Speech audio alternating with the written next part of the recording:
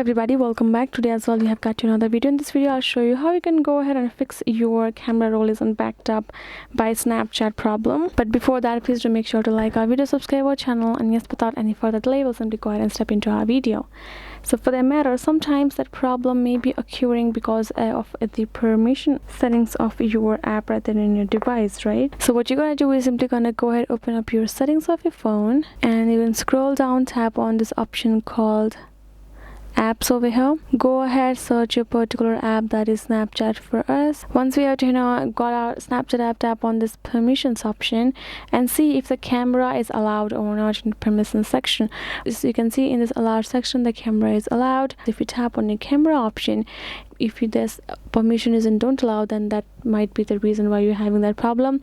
Make sure to turn this to allow only while using the app, or even if you would like to confirm it every time, you can make it ask every time, which will ask whenever you try to use your camera roll in Snapchat. It will ask permission. Once you have done doing it, then what you're going to do is you're going to go to Play Store as well. Go ahead, type Snapchat and make sure if your app is updated or not.